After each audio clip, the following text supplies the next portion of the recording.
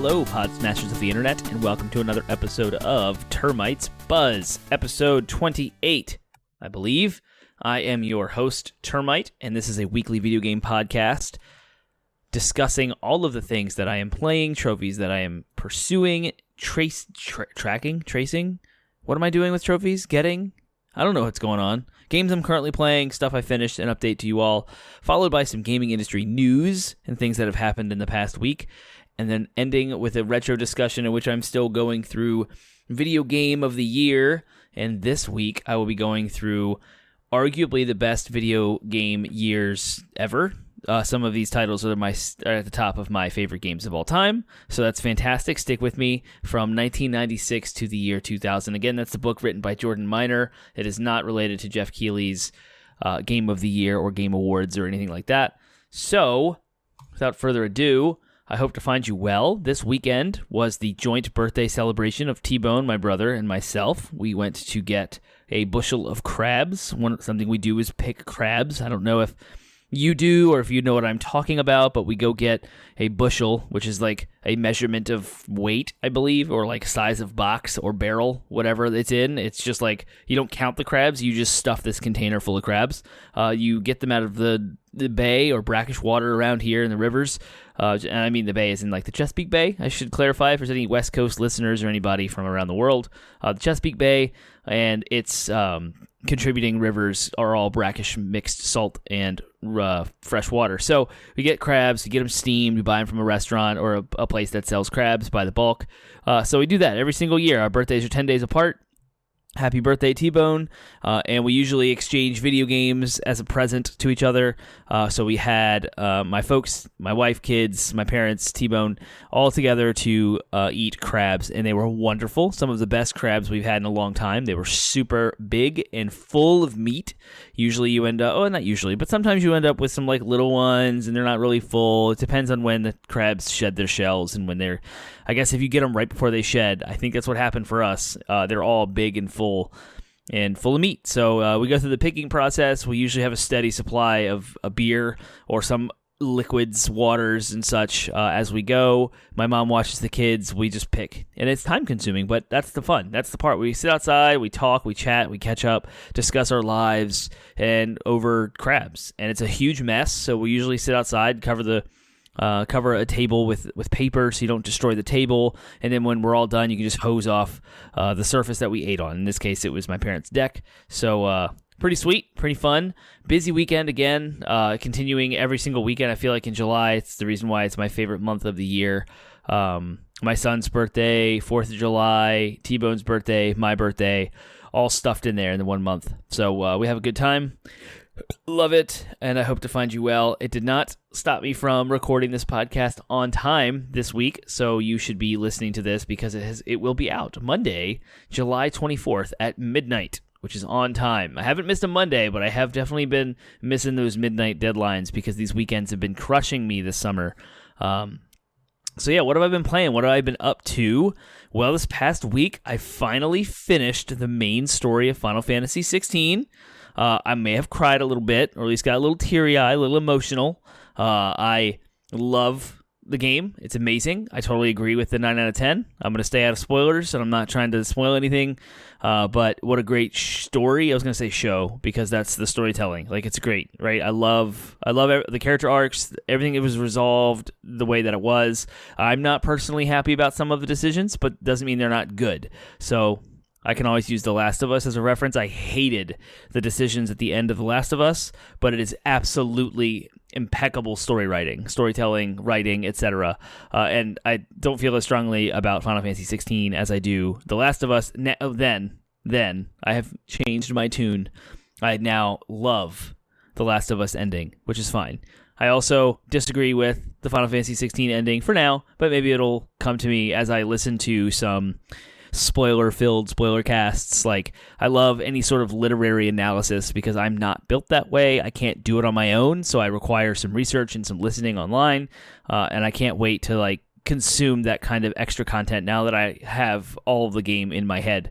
There's nothing to spoil anymore. I've done every side quest, I did every collectible, I did all the monster hunts, and All I have left for the trophies are some combat-related trophies, and then finish the game on Final Fantasy difficulty mode, which I started. It's kind of, you unlock Final Fantasy difficulty by beating the game. It's super hard, and all the enemies are leveled up harder, and they have way more health and all this stuff, so you want to do it with New Game Plus. I don't know if you can do Final Fantasy mode without New Game Plus, but I wouldn't recommend it, because woof.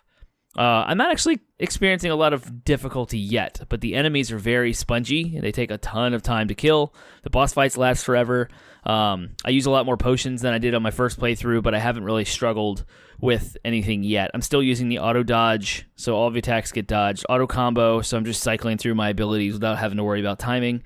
And it's working. The guide that I follow is PowerPix's guide for the trophies, and he recommends turning off the auto combo because it's not optimized for like how to deal the most damage. But if that's like the trade-off is to actually learn the abilities and where to place them in a way that makes sense so that I can remember to press 6 different buttons to do an ability, I'm not doing that. So I'm just going to do a combo, auto combo. Just do that for real. Like you equip 6 different abilities, and they're in pairs. So six. So 3 different little sets. You press L2 to cycle between sets, and you have to hold R2 and then press triangle or square.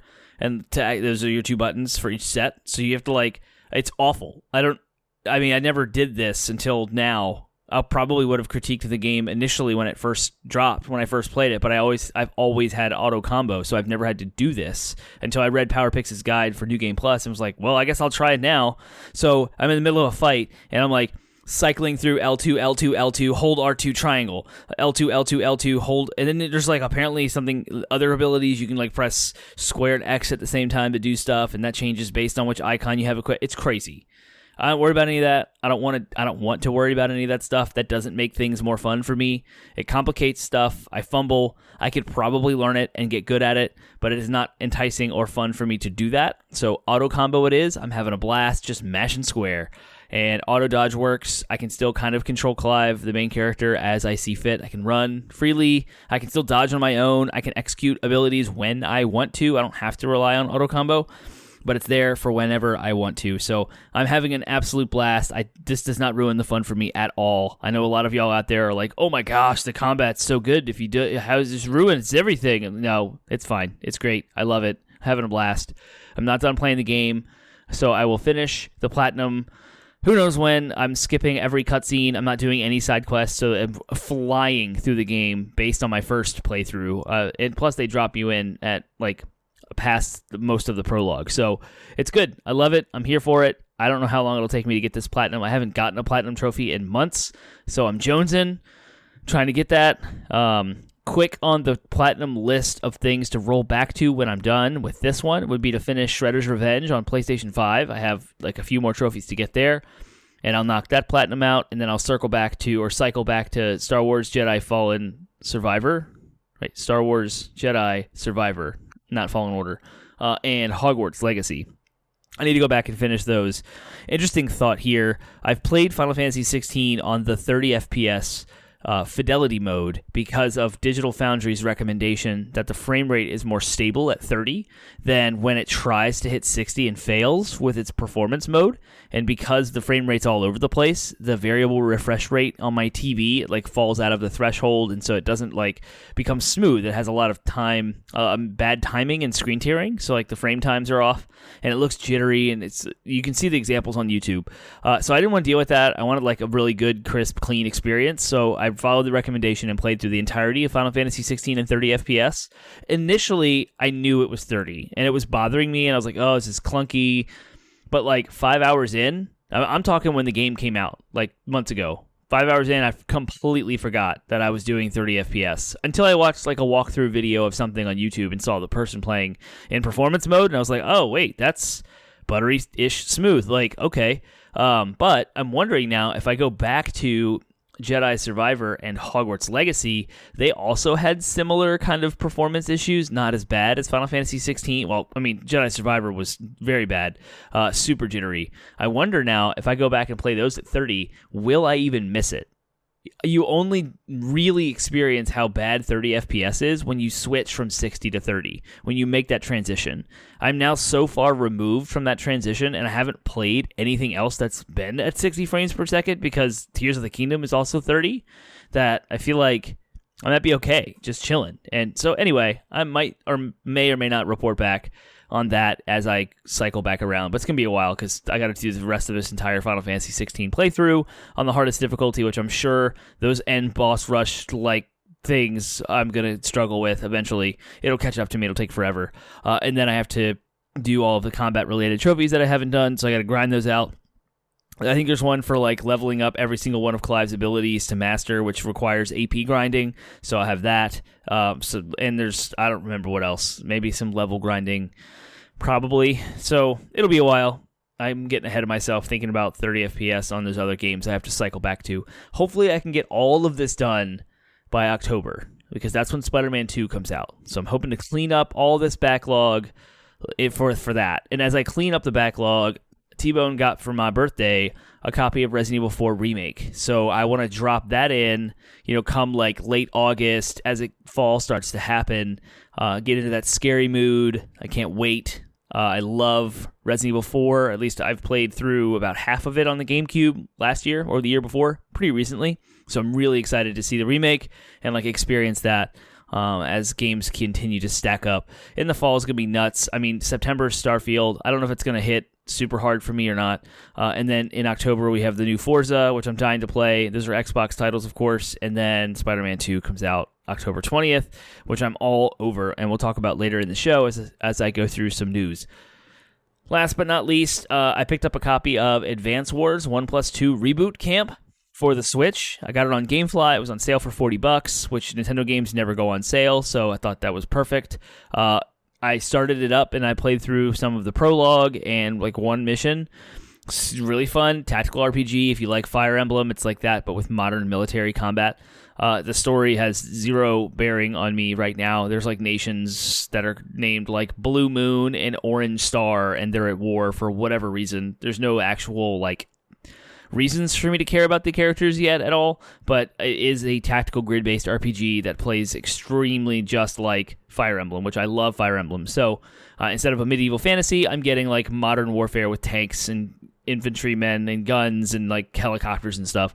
And there's the whole paper, rock, scissors, such and such beats all the such and such stuff.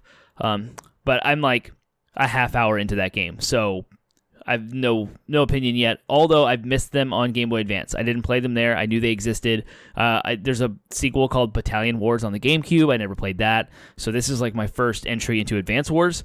I know a friend of the show, Pappington, on our Discord server, he loved Advance Wars back in high school. He talked about it, played it, loved it, and he was excited that I had gotten this and picked it up. So I kind of wanted...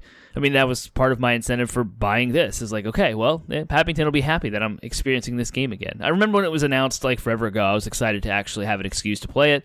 And then the Ukraine war started and Nintendo held off from April to like of last year, April of 2022. They delayed it into sometime this year. I don't remember when it came out, but I now have a copy. So I'm messing with that on my Switch. When I go to the beach in August, normally I would bring my PlayStation 5, but I think because my wife is not in school anymore, if I bring the PS5, and we have a 4-year-old toddler now instead of babies. I used to bring a PS5 every year, and I would always have time to play, but I don't think I'm going to have that this time. I think I'm going to have to be way more hands-on, and having the PlayStation 5 there pressures me to make it worthwhile bringing, which pressures me to play it, which then I will make time for it in ways that are not ideal for the fluid actions of our family, trying to like bedtime routines, morning routines to get out of the condo in time to get down to do fun things. Too much of a distraction, too much noise. So I think I'm just going to bring my Switch and leave it at that. I'll play Xenoblade Chronicles Advance Wars for a week, and I'll just put the PlayStation 5, away for the couple of days there. So that's in August, so I'll keep y'all up to date as the episodes go week to week. And that's me. That's the trophies I'm getting. That's what I'm playing. So, news for the week. We are going to jump right into it. So, Bungie and EA veterans form a new studio, and they've announced a game. According to GamesIndustry.biz, Jeffrey Rousseau writes, EA, Bungie, and Congregate alums have formed a new game studio called Look North World. The developer was established by Alex Serapin, Jay Pecho, Patrick Moran, Kyle Marks, Aaron Mariquin, and Prashant Patil. Seropian, who founded Bungie Studios, will serve as Northworld CEO. Pecho is Chief Financial Officer, and Morgan is Chief Operating Officer. Marks is Studio's Creative Director, and Mariquin is the Principal Artist. Meanwhile, Patil is Look Northworld's Art Director. The studio's first game will be Outlaw Corral, or Coral Corral? I don't know. Outlaw Corral. I'll call it that. A Wild West-inspired shooter will be available on Unreal Engine for Fortnite. Look Northworld said it's the first of several games being developed. Developing in UEFN, that's Unreal Engine Fortnite, opens a whole new world of opportunities, and we are in uncharted territory. Through experimentation, we will see what the players like and involve them in decisions, said Seropian. We are jumping into it with the virtual sky's the limit mentality. As we develop creative ideas, we will learn how these platforms engage, entertain, and boost social interactions in order to iterate accordingly. This is where my age as a gamer shows crazy, because I have no idea what Unreal Engine for Fortnite really is. All I know is that Fortnite is developed in Unreal Engine. I know that for a fact. And I know that there have been this whole metaverse stuff going on in the Fortnite world. Like movie trailers have been released in Fortnite. But when I've seen and what little bit I've played of Fortnite, it's like a battle royale game. So I don't really understand that as a platform. And I don't really understand Unreal Engine for Fortnite as an engine for making a game. Like, is this a standalone thing? Is it something in the metaverse? Do you have to go through a Fortnite login to get to this? I don't know what this means. I don't know what the kids are doing these days with the Fallouts, not Fallouts. I know all about Fallout. Fortnite. So, if you all know anything more about what Unreal Engine for Fortnite is, let me know. But I'm a Wild West inspired shooter from these folks, this pedigree sounds amazing from what I've read.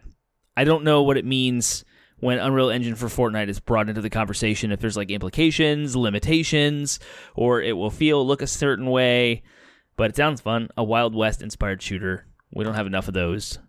Red Dead Redemption is about it. Not a lot of stuff going on with the Wild West. Pikmin 4 has dropped upon us, and the review roundup is in. So just to summarize, there's a little article here on GameSpot written by Evan Campbell. What is wrong with me? Evan Campbell. GameSpot's Pikmin 4 review noted that the strategy title is at its best when leaning into more relaxing aspects. Steve Watts wrote, Pikmin 4 is a game, sure, but it's also sort of low-impact activity that gives you the same satisfaction of checking off a list of small, relatively simple tasks. That makes it pleasant to play, but that quality also makes it feel discordant when it briefly adds elements that provide a mild but noticeable degree of pressure, elements that make it more traditionally game-like. Watts added that he completed the campaign in about 30 hours, though how long it'll take to beat Pikmin 4 will vary based on your playstyle. It sits at an 87 on Metacritic at the moment, with 73 reviews in. Some highlights, Eurogamer gave it 5 out of 5. Pikmin 4 fills itself and your time with a rich array of things to do, things to find, goals to chase, and places to explore. It may start slow, but when it all comes together, it really does sing. Game Informer gave it a 9 out of 10. When it comes to iterating on the standard Pikmin gameplay established by the first release, Pikmin 4 is the smoothest, best controlling, best looking version, and all the additions are worthwhile and fun to play. So there you go. Pikmin was one of those games for Nintendo as a Nintendo IP that I picked up later. I played them for the first time on the Wii. Actually didn't really get into Pikmin until 3 had come out on the Wii U, and Fred T-Bone, he got me that for my birthday, way back on the Wii U. And so I played through, I went back and got the Pikmin 1 and 2 ports to the Wii with the Wiimote controls, which I've heard were the best versions. Played those on the Wii U because it's backwards compatible, and then played Pikmin 3. And there's a ratio in video games in general, taking a step back, video games in general, there's a difficulty curve and there's an enjoyment curve. And every single person, you're going to have a frustration tolerance. And it's this difficult, but the fun curve is bigger than the difficulty curve, so I'm still having a good time. I'm struggling here, but it's still fun. of all of Nintendo's IP that I have played, Pikmin is the only one that I feel like gets this wrong. It is too difficult, and it's also not fun. It is difficult and frustrating. At least Pikmin 1, 2, and 3 were. I still finished them. I grounded out. Grinded. I gritted my teeth, and I played through them.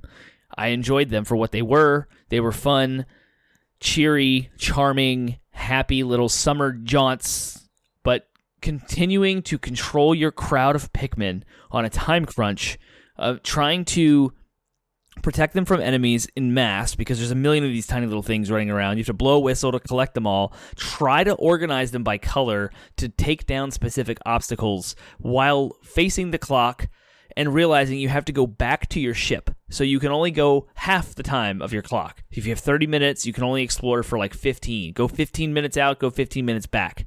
And if enemies get in your way, you're toast, and you'll lose all your Pikmin. Trying to keep track of growing new Pikmin and then which ones are powering up. It's a lot. Like, the mental load of keeping track of all this stuff was always a lot for me. And Nintendo usually, and all of your other IP, they don't have that much like stuff to keep track of mentally. And that could be wrong. Like, even Fire Emblem, which is a little bit more technical as far as their like tactical RPGs, have a lot of stuff you should focus on, like gear and stats, and like the actual battles unfold on a giant matrix and you can move on the grid style combat type thing. But Pikmin, wild. I don't get it. Like, there's something that was just a disconnect. There's people that love Pikmin. I'm not one of those people. I appreciate it for what it is.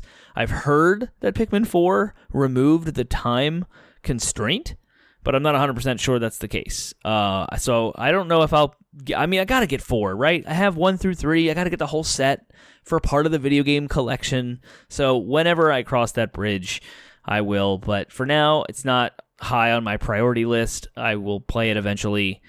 Pikmin. Let me know what you think about Pikmin, because some people love it, and I don't really know anyone that does. So if you do, I want to know you. Let me know if you love Pikmin. Next up on my list of news stories, Portal Prelude is available now. This is a crazy thing that came out of NVIDIA on July 18th. Andrew Burns writes on the NVIDIA blog, like their news, that Portal Prelude RTX is available now for free. And I tried to figure out what this even is, because I'm not really connected to the PC gaming space, but I'll go with this.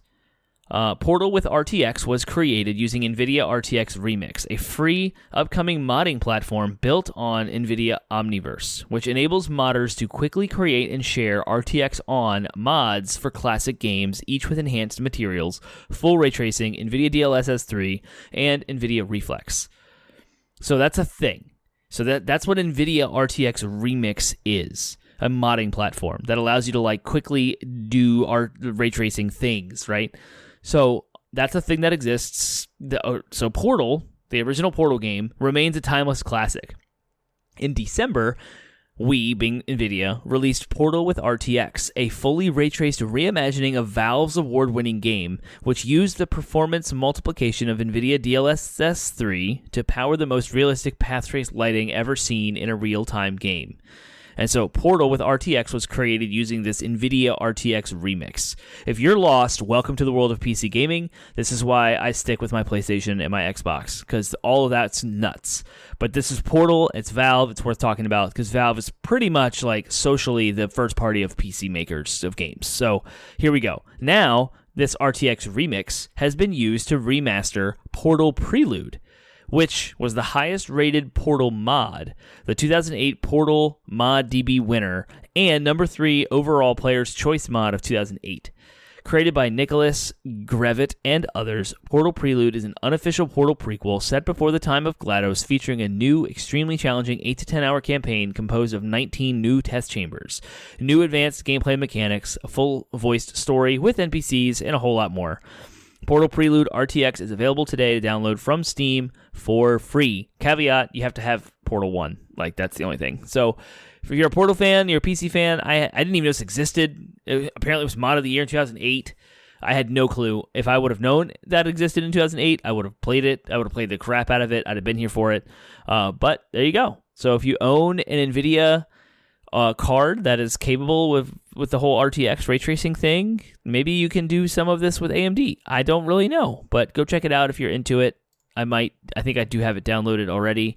because I wanted to check it out and mess around with some ray tracing stuff, because I do have a 3070 Ti that is highly underutilized because I'm not a PC gamer, so it's mostly sitting here in my PC doing nothing. I would say collecting dust, but I dust it so it doesn't collect dust because I don't like dusty PC components. Dang it. All right. Next up on the list, Xbox 360 Call of Duty Classics shoot to the top of the top paid games list.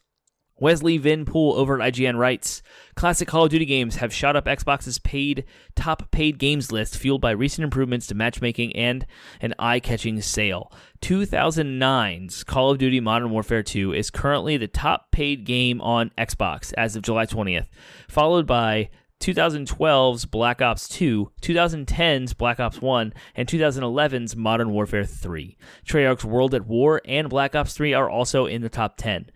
These older Call of Duty games are outselling big hitters such as Red Dead Redemption 2, Hogwarts Legacy, Elden Ring, and even last year's Modern Warfare 2.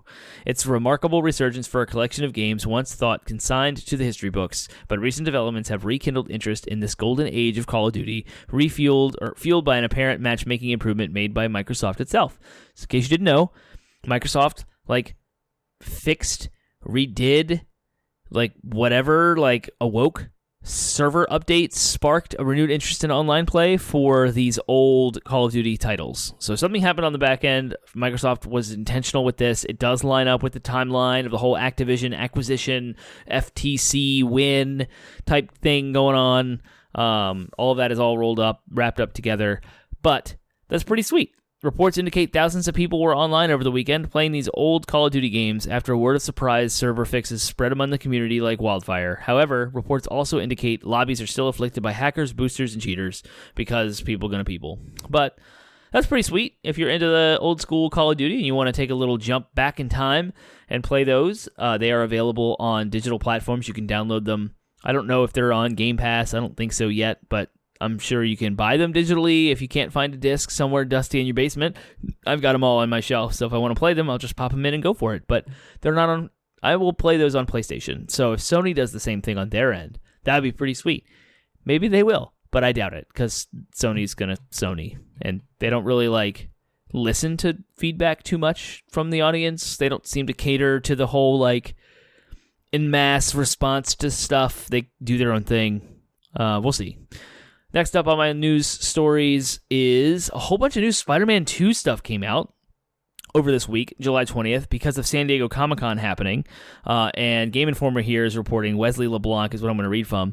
Released during a special San Diego Comic-Con panel about the game, there's a new trailer. This trailer features plenty of Peter Parker, Miles Morales, MJ, Kraven, a dose of Lizard, and lots of symbiotic action, and of course, Venom. While the last showing of Marvel's Spider-Man 2 focused on gameplay, today is all about the narrative, and it seems to be teasing who our Venom might be. So I won't read more, because if you want to go check that out for yourself, go do that. There's a big story trailer. Looks amazing, as always. Hype through the roof for Spider-Man 2. I absolutely cannot wait. Switching between Peter Parker, Miles Morales, the symbiote stuff seems crazy. From a gameplay perspective, it seems like Spider-Man or Peter Parker will have a lot more weighty, kind of hard-hitting, really strong, brute force, visceral type of combat, while the symbiote suit is with him, as opposed to the agile flippings and arounds and climbings and things. So it seems pretty cool. I wanted to highlight, so this is a Game Informer article I'm scrolling through here, but what's also really cool, Insomniac Games also revealed a new limited edition Marvel Spider-Man 2 PlayStation 5 bundle, including a custom PS5 console cover design and matching DualSense controller. It includes a digital copy of the game. Pre-orders begin on July 28th, and the PS5 covers and the controller can be purchased separately. The console and accessories will be released on September 1st. So this console looks absolutely incredible. I have a Spider-Man 1 PlayStation 4 Pro, that special edition console. It came out at a time when I wanted to upgrade to the PS4 Pro with Spider-Man 1, and that console is absolutely gorgeous. I still keep it in the box because I want to keep it as pristine and new and clean as possible, but that same exact console style is brought forward on the PlayStation 5. So if you're listening to me, Go look up a picture of it because I'm going to try to describe it, but I will probably do a miserable job. So if you remember the PS4 Pro console, picture that. Take the logo, which took over the entire console, and shrink it down and move it to the bottom right corner, and then cover 2/3 of the left top corner in symbiote black, and then give it all of the like tendrils that the symbiote suit has. That's the console. It looks amazing. The controller is like a third of the controller on the right side is red, and then the whole like left 2/3 of the controller is black with the symbiote suit and the little Spider-Man logo on the touchpad. I cannot wait. I'm going to pre-order the plates. I love that they're doing this, the interchangeable plates, so you don't have to buy a whole new console to get the special edition. It's like a modular. I can just take my white plates off and put this new awesome Spider. It'll give me an excuse to vacuum and clean the console real well, and then I'll have a fourth controller because I got to get that DualSense. It's so good. It's so awesome. The face buttons on the right side of the controller are white. The D-pad and the joysticks are black, so I thought that was a cool little, like, neat detail. And then the Spider-Man logo on the touchpad is also white to kind of accent with those buttons. It looks awesome, so go look this up. It's so cool. I'm super excited. I think the plates are $50, and then the controller is $70, so I know it's kind of like another controller. I already have 3. What do I need a fourth one for? I guess if I ever wanted to play 4-player Ninja Turtles or something, I've got you covered. Even though there's only me in the house playing. I guess if my kids will grow up, maybe I'll do that. So there you go. Cool. The next story, really short one, is that the Borderlands movie got a release date. So from The Verge, Jay Peters, Borderlands movie, which has been officially in some sort of development since 2015, will finally be released on August 9th, 2024, according to the post from the movie's Twitter account. The film is directed by Eli Roth, who also directed horror movies like Hostel and Green Inferno, and stars Cate Blanchett, Kevin Hart, Jack Black, Ariana Greenblatt, Florian Montaño, I can't say these names, Florian Montaño, and Jamie Lee Curtis. The Borderlands movie Twitter account didn't share anything else besides the below image. If you're hoping for a trailer, you're going to have to keep waiting. So, no trailer, but we got a release date, August 9th, 2024, so it's a year out. Crazy star power here, so we'll see what happens with the trend that we're getting of these amazing video game adaptations in film and shows. I have a lot of high hopes for this, so we'll hold our breath. I mean, Gran Turismo comes out in a few weeks, and I cannot wait to go see that movie. The trailers look amazing. It looks absolutely phenomenal, and I'm super in love with Gran Turismo as it is, so can't wait to see that. So, last segment of my show, before I wrap up, it's Termite's Buzz, because it's Sunday evening and I'm drinking a whiskey, is the video game of the year, the retro discussion that I add to the end of my show, where I love to talk about retro games. I am 36 years old. I've been playing video games since I was three.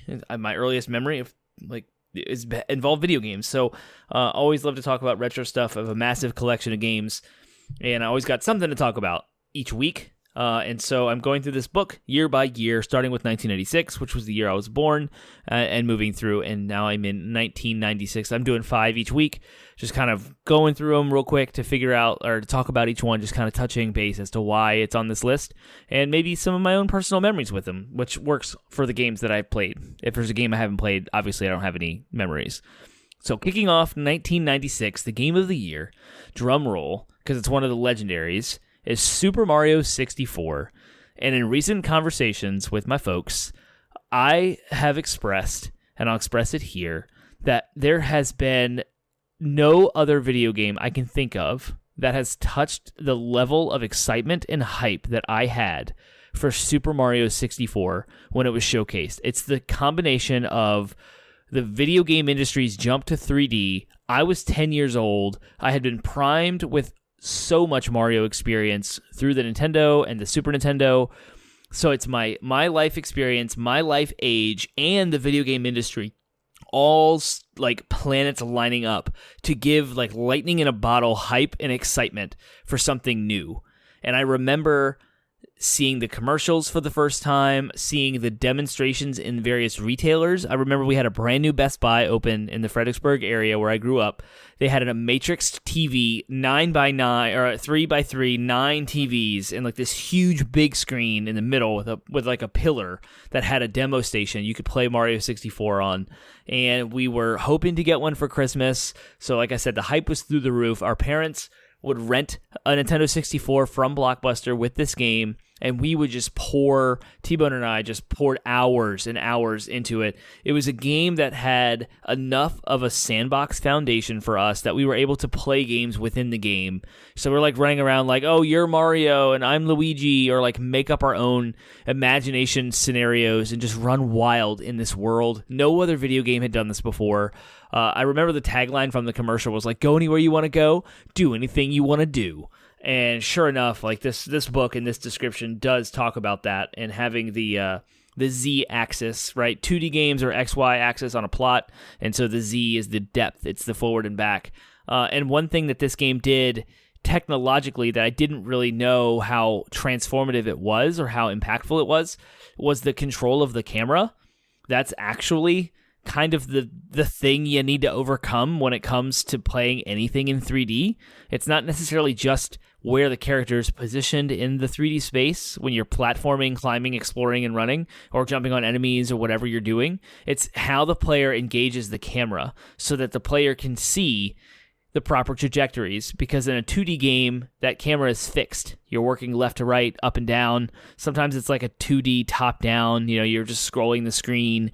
But with 3D, like every player has agency about where the camera goes. And Super Mario 64 had this Lakitu on a cloud, which is an enemy from the original Mario that threw out the spikes. So it was a little like Koopa Troopa riding in a cloud, essentially is what it looks like, but it's Lakitu holding the camera. It was ingenious, and you would use the C buttons to control the camera while you use the left hand on the joystick to move Mario around. And I know a lot of people like give the N64 a lot of gripe because the controller looks like this crazy trident, and people don't know how to grab it or how to use it or engage with it. But for me, 10-year-old gamer, it was super intuitive. It made perfect sense that your left hand's on the joystick that controls Mario, and your right hand has the punch button, the jump button, and the C buttons to control the camera. And how you could like hit one button to center the camera so that you could just press up and walk forward was genius. And then the left and right, you could turn the camera around, you could zoom in and zoom out. And then there was a button you could hold to like free range the camera with the joystick to really get in there and figure out like what you got to do if you have to zoom in and such. But I mean, this was a massive, massive change in the video game industry, just going from 2D to 3D for everything I just described, all the technical hurdles that you had to overcome, a whole new way of thinking about games, puzzles, platforms. It's just absolutely incredible. So shout out to Super Mario 64, 1996, absolutely legendary video game, groundbreaking, and pretty much the foundation for all 3D third-person type games in some way or another, whether it's the camera control or the platforming itself, however it works. Kudos. I told you, this 5 years is nuts. So 1997, my single favorite video game of all time, of course it better be Game of the Year, because if not, I'm going to riot, and that is Final Fantasy VII. The big Final Fantasy game for Squaresoft at the time. Of course, you control Cloud and his band of plucky freedom fighters as they attempt to save the planet from the malevolent Sephiroth in this turn-based JRPG set in a dystopian sci-fi world. The cool part about Final Fantasy VII, not even like looking at what the game actually is, there's some politicking going on here. So Nintendo had famously paired up with Sony to create a disk drive for the Super Nintendo, and then at the very last 11th hour, Nintendo's like, nope, and decided to go with Philips, which was the other CD maker, and do their like thing, which no one really talks about or does, whatever. It's like there was a Nintendo PlayStation prototype. That was a thing. It was that far in development when Nintendo said nope. Well, Sony responded to that and said, well, we're going to take our toy and we're going to take our ball and go home. And they made the Sony PlayStation. And with that was kind of an open source CD-ROM format versus Nintendo's proprietary game cartridges that developers like Squaresoft would have to pay for in order to use. So Squaresoft would have to buy a cartridge and a circuit board from Nintendo in order to put their game on the system, whereas with Sony, they could just send them the game, make discs, and be done with it. There was no like proprietary. Maybe there was like a software. There was. It is PlayStation discs. The famous black-sided ones have a little check, like a checksum, some sort of like anti-piracy thing that ensures that it's a PlayStation game. But other than that, it's a CD-ROM. So you could just put your game on a CD-ROM. No need to buy a thing from Sony in order to put the game there. But anyway, so Squaresoft paired with Sony famously and brought the Final Fantasy IP back or away from Nintendo for the first time. So all the Final Fantasies 1 through 6 existed on the Famicom and Super Famicom in Japan. Of course, we have the weird Nintendo or the American releases of Final Fantasy, and Final Fantasy in America is analogous to Dragon Warrior, Dragon Quest in Japan. So that was an Enix title, right? And then when Square Enix merged, they pretty much had a lock on all JRPGs until later when other companies came out, Atlas and such. But Final Fantasy VII, what a game. So it came out in North America on the PlayStation. People were confused because the last Final Fantasy to come out was 3, and Final Fantasy 3 was on the Super Nintendo, but that was actually Final Fantasy 6 in Japan, so it made sense, but no one in America knew what the crap was going on. But as far as a mainstream audience for Final Fantasy, it being what it was, and that is 3D polygons. Of course, the CD-ROM allows for like crisp, amazing audio quality and a revolutionary full motion video CGI rendered cutscenes overlay with the polygonal like 3D models combined, which was very unique to PlayStation at the time. Really, that and the epic storyline and the popularity of Final Fantasy finally bleeding out of Japan was really like the very first Final Fantasy title in North America, but this was the foundation of Final Fantasy, the franchise as we know it. Like the only reason Final Fantasy was popular in North America was because of Final Fantasy VII. Like that was what officially brought JRPG popularity to North America beyond the amazing Chrono Trigger and Super Mario RPG, Legend of Mana, Secret of Evermore, etc. on the Super Nintendo. Those games were still very niche compared to now with Final Fantasy VII, soon then 8, and then 9, and then 10 on the PS2, absolutely legendary. So it all kind of started here. And look at that. I just talked at length about the impact and the cultural relevance of what Final Fantasy VII was without even actually talking about the game itself, other than what it is. The game itself, absolutely legendary storytelling. I can't even begin to describe how amazing the game's story is, engaging. It is like you read a lot of text. It does have like the turn-based battle system. We select menu items to fight. Huge expansive game, tons of things to explore. Just absolutely legendary. I can't say enough words about it because it's my favorite game of all time. A lot of really, really cool geopolitical issues talked about, class systems. So like when you talk about capitalism and its effects on the world, when you talk about global warming and its effects on the world and how people treat the planet, but then you also have like identity crisis and you have all kinds of stuff. The game is just deep game. Lots to be involved, lots to engage the game with from many, many perspectives. Just great. Moving on to 1998, finally. I guess I'm taking my time here. These are blowing me away. One of my other favorite games of all time. And if you're familiar with the show, I would always reference a character from this game in a lot of stuff, in a lot of our games, so much so that Penguin was like, stop it. And I was like, okay, I can't use that character. And this is Metal Gear Solid. And the character I'm talking about is Solid Snake. The Hideo Kojima Game of the Year. Sneak around the Shadow Moses Island.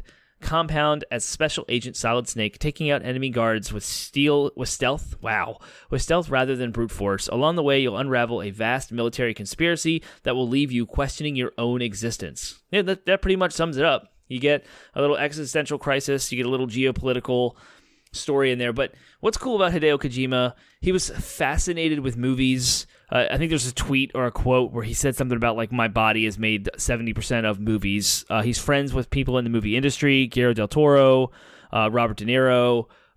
He geeks out with that kind of stuff. And you look at the actors that are in Death Stranding, Norman Reedus, Mads Mikkelsen, right? So like Kojima is really plugged into the movie industry.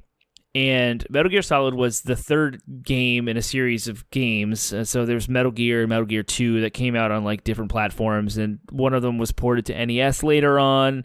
I don't really know much about those, but of course it was published by Konami. They made published Contra and stuff like that. A lot of arcadey type games. So what Metal Gear Solid did for PlayStation was now we're in the 3D space, right? It took like all of the 3D world camera type stuff that was not platforming in open world and put it on kind of a fixed camera spot, top down, but it allowed for awesome stealth action game type, modern military. You infiltrate like a base, and you monitor guard movements, and you have a radar, and you can see their cone of view. But no one had ever done this before. Like, this was totally new. This game took like what later would become staples in things like Splinter Cell, or I guess Tenchu was a ninja shadow assassination game that was on PlayStation. I don't know the timeline between like what games came out first, but Metal Gear Solid 1, Metal Gear Solid 2, they both played very similarly, and the cinematic nature of Metal Gear Solid is really what sets it apart. So you have like this codec, which is a communicating device that's in Solid Snake's ear, and you receive phone calls from people. And yes, I mean, it's like a direct chat, not really a phone call, but you answer the call or whatever, and you talk to them, and the story unfolds. There's crazy plot twists, but the combination of the music, the vibe, the visuals, everything coming together really sucks you in. And then just the crazy plot twists, and like Metal Gear is a walking mech that can launch nuclear missiles, but the whole game has like a super anti-war bend, which is great. There's all this crazy, it's hilarious. There's like all these funny jokes, like quips. The characters are named things like Revolver Ocelot, Liquid Snake, and you have like a guy who pees himself because he's scared. You have like a dude whose clothes get torn off, and he's like buck naked laying on the floor, and he take his outfit for sneaking. But all of the little things, like the technical details about sneaking around, are just really cool. Like hiding under stuff, like hiding bodies, especially Metal Gear Solid 2, and they can flesh that stuff out with more hardware, like higher beefier system, the PS2. But in PlayStation 1, they laid the groundwork for all that stuff. It's kind of a Metroidvania in the sense that you get key cards to then go back to rooms that you couldn't explore before, and you find new weapons. The boss fights are nuts. Psycho Mantis, you have to put the controller in a different port.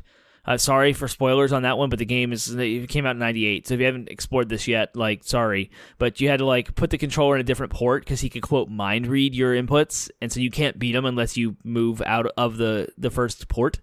Just, like, weird, cool things, like Kojima's next level. Talk about, like, environmental storytelling and immersion. He's got all that down to a T, and that continues to persist today. His latest game, Death Stranding 2, will be out, I don't know, 27. Who knows? It's going to be forever. Moving on to 1999, and now we've entered a game that I know is legendary, but I've never played it. System Shock 2, the premonition of the year. Stranded on an abandoned spaceship in a future full of psychic-powered soldiers and malevolent AI, you must learn from your surroundings and take advantage of every tool at your disposal in order to escape and survive. So I had to pull a lot of knowledge from the book about this game because I haven't played it. But apparently there is a genre of video games called the immersive sim, and without built-in knowledge, it does require some explanation. Immersive sims came about as an attempt to build on concepts Western RPG designers found appealing in both early Ultima-style RPGs as well as the first-person shooters. These genres use their primitive 3D environments to create authentic-feeling spaces for players to interact with, whether through number-crunching dice rolls or torrents of bullets. Immersive sims merge these ideas. For the game world recreations to feel truly realistic, they needed to offer players a variety of ways for them to engage with their systems. To tackle problems with multiple open-ended solutions, using your brain and taking action couldn't remain separate.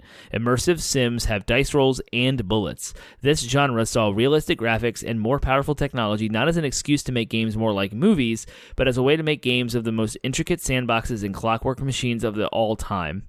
It's right in the name, immersive simulation. So I know the designers of System Shock 2 are Warren Spector, Ken Levine, and Harvey Smith. Ken Levine, of course, from BioShock fame. I've heard so many parallels drawn between BioShock and System Shock 2. I've played BioShock multiple times. It is one of my favorite games. It's way up there. It's kind of an Anne Ryan story, and it's crazy. super, super scary and really cool environmental storytelling showcase. But immersive sims also craft some of the richest narratives in gaming and deliver them in fascinating ways only games can. In the first System Shock, the hacker who stopped an evil artificial intelligence named Shodan, which stands for Sentient Hyper-Optimized Data Access Network, from conquering the human race. System Shock 2 picks up decades later in a universe where corrupt companies attempt to regain power and new technology is kept in check. As you encounter a distinctly biological menace on the Von Braun is a spaceship, you'll nonetheless discover a disturbing link back to forbidden cyberspace. As strange as all that sounds on paper, System Shock 2 unfurls its story in an enticingly organic way. You don't watch cutscenes or read walls of text. You listen to audio messages left behind in the chaos or piece together what happened by walking through scenes from the aftermath. That is like the definition of environmental storytelling. Your psychic powers allow you to hear ghosts of residual consciousness from victims' moments before their deaths. You don't just passively observe the story, you actively live inside it. You're immersed in the simulation, and that motivates you to see it through to the end. It helps that Shodan herself remains one of the gaming's most legendary villains. So, System Shock 2, there's a remake. You should go play it. I know I want to play it at some point in my life. That'd be pretty dope. But time is of a limited value asset, whatever. So moving on to the year 2000. This is an interesting pool for a Game of the Year choice because it is another mod that was brought to mainstream, and that is Half-Life Counter-Strike, the mod of the year. Two teams compete to carry out various objectives from planting bombs to rescuing hostages in this mod-turned-official multiplayer first-person shooter spin-off of Half-Life. So, again, this is a PC game. It's a mod. So PC gamers can take apart games engines that allow them to do so, and they can create user content and put it out on the web. And that's how Counter-Strike started. It was a mod of the original Half-Life. The original Half-Life was absolutely groundbreaking and super legendary. It was Valve's first game. Developers, it had a massively impactful debut, as I just said. While id games like Doom and Quake focused on the fun of mindless slaughtering, Half-Life took players on an expertly paced journey through enigmatic characters and thrilling set pieces. Playing as silent, bearded physicist Gordon Freeman, you used your trusty crowbar to beat back an interdimensional alien menace. What is Black Mesa really researching? Who is the G-Man? Instead of levels, you traveled through a continuous world that transitioned from one environment to the next with dramatic chapter cards. Even calling it a shooter, although accurate, downplays the game's scope and inventiveness. We never really had a first-person shooter that did that before Half-Life. Again, we're in fully 3D worlds now, and being able to have the story unfold around the player in a seamless way was super legendary. And I think each Half-Life entry, of course, there's only two, unless you count, I don't count the episodes. So there's Half-Life 2 Episode 1, Half-Life 2 Episode 2. But Half-Life 1 did that, storytelling, right? Half-Life 2 did the same thing with physics and environmental interactivity. Things like buoyancy, weight, cutting through things with discs, rope physics, etc. So both Half-Lives were very legendary in their own ways. But anyway, we're talking about Counter-Strike because that's the game of the year. So Counter-Strike began as a multiplayer Half-Life mod. Co-creators Ming Lee and Jess Cliff used the game's Gold Source engine to create not a lofty single-player sci-fi journey, but a grounded and endlessly replayable competitive shooter game.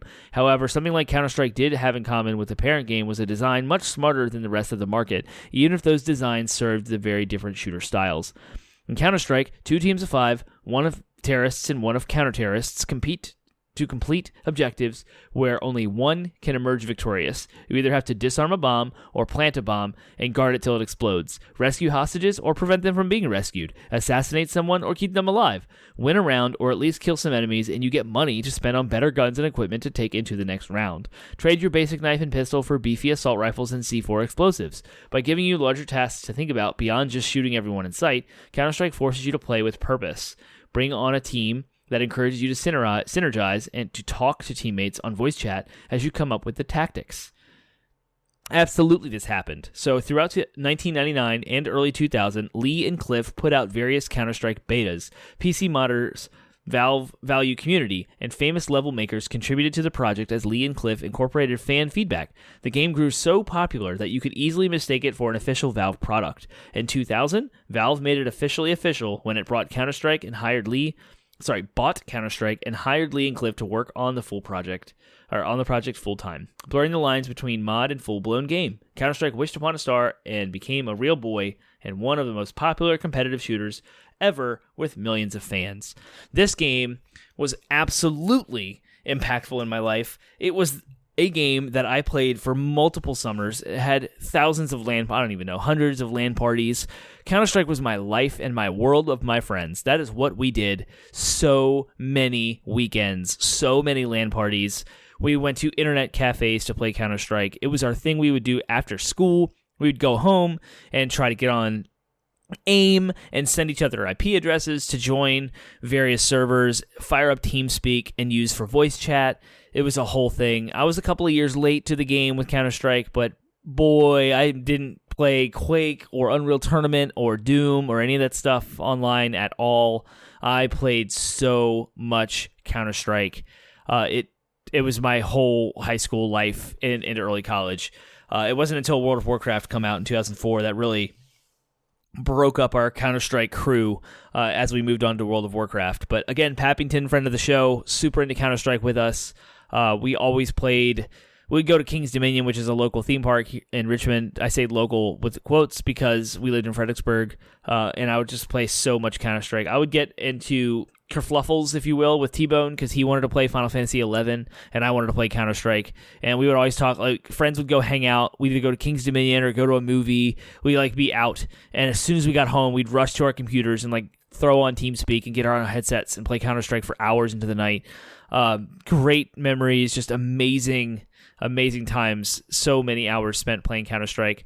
I followed it from Counter-Strike 1.5 to 1.6. I was on the Steam beta. We played Counter-Strike on Steam, which was mostly 1.6, until Source came out with Half-Life 2, Counter-Strike Source.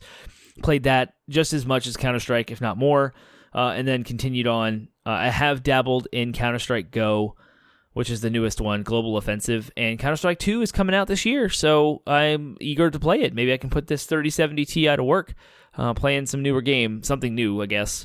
Absolutely love Counter-Strike. Super technical shooter, very difficult. Very, very difficult. You die instantly. It's almost like laser tag, where it's just whoever sees the other person first wins, but the hitboxes were so meticulous, and the damage, they were actually server mods that you could put on where you could see how much damage you've done to someone, and it'll break it down by body part that you've struck, because the hitboxes are divided from head to neck. I think it's even cranial cavity, head, and then face, chin. I don't know if it's broken down that much. I just remember it's you did 32 damage to this person, and 17% was left arm, and the rest of it was the chest.